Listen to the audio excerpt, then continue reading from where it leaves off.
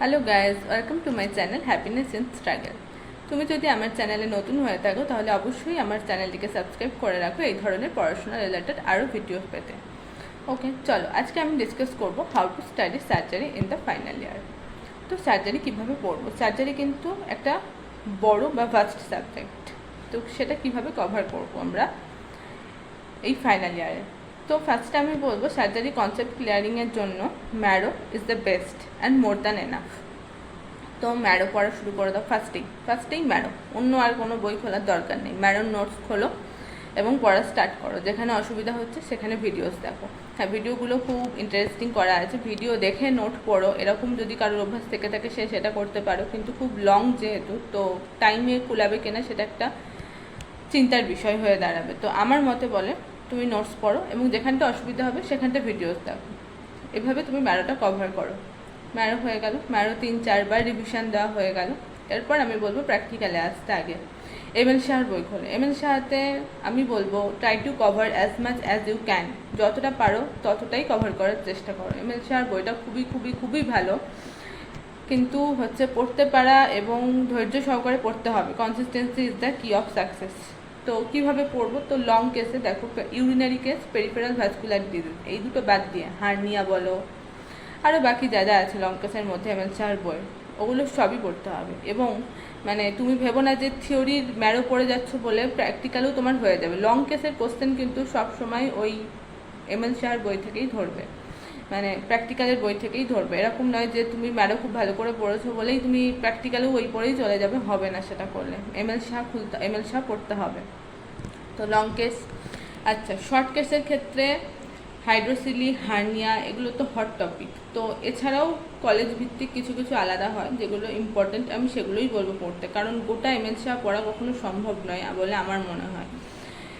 কিন্তু আমি তবুও বলবো যতটা পারো ততটাই এমএল শাহ কভার করার চেষ্টা করো, এতে সুবিধা হবে। বিশেষত যদি গোল্ড মেডেল, ক্লাস অ্যাসিস্ট্যান্ট এই পরীক্ষাগুলো দিতে চাও, এতে কিন্তু এমএল শাহ এবং মানে তুমি যখনই মানে প্রথম স্ক্রিনিং রাউন্ডে সিলেক্ট হয়ে যাবে সেটার জন্য ম্যারো পড়তে হবে ভালো করে।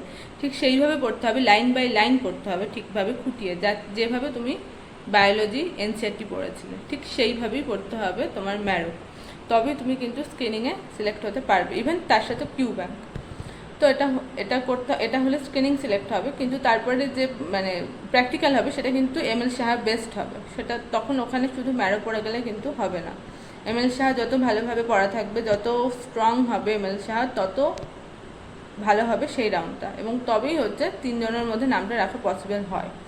তো এমএল শাহ, সেজন্য আমি বলবো যাদের গোল্ড মেডেল, ক্লাস অ্যাসিস্ট্যান্ট দেওয়ার ইচ্ছা আছে, তো তাদেরকে আমি প্রথম থেকেই এমএল শাহর উপর জোর দিতে বলবো ম্যারোর সাথে সাথে।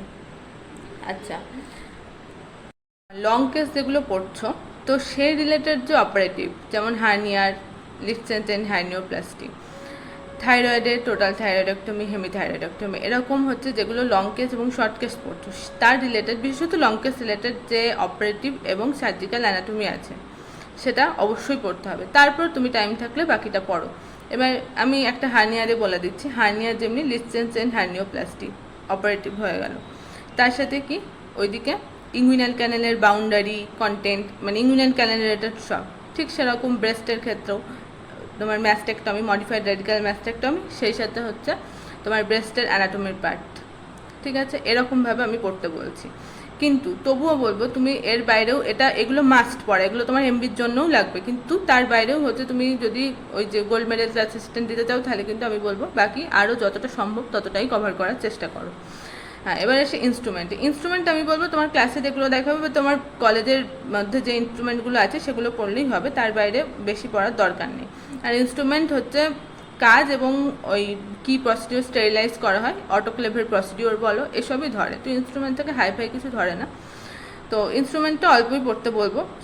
তোমার এমএল সাথে একটু ডিটেলসে আছে, তুমি কাজ, আইডেন্টিফিকেশান, ফাংশন এবং কীভাবে ধরতে হয়, বিশেষত ফোরসেপসে ধরার প্রসিডিওর, সেটা কিন্তু ভালোভাবে দেখে যাও, সেটা ধরতে দেয়, বলো ধরো এটা। তো সেই ধরাটা যেন ঠিকভাবে হয়।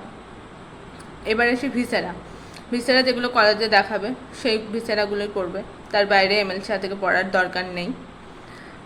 ভিসেরা হয়ে গেল, long case, short case, viscera. আচ্ছা, সার্জারিতে টোটাল হচ্ছে 12টা টেবিল থাকে সব মিলিয়ে, তো খুব হেক্টিক হয় পরীক্ষাটা। তো পড়া যদি ঠিকভাবে না থাকে তুমি কিন্তু চান্স পাবে না যে এই টেবিলে যাওয়ার আগে আমি এটা পড়ে যাব, সেটার কোনো সুযোগ থাকে না। একটা কার্ডস থাকে, তো কার্ডসটা মোটামুটি থিওরি পড়লেই হয়ে যাবে, ওটা নিয়ে খুব একটা চাপের ব্যাপার নেই। থিওরি মানে থিওরি যদি স্ট্রং থাকে তোমার, ম্যারো যদি ঠিকভাবে পড়ো, আমার মনে হয় কার্ড তোমরা ঠিক ভালোভাবেই বলে চলে আসতে পারবে। আচ্ছা, এরপর আসি কোয়েস্টে, ঠিক আছে।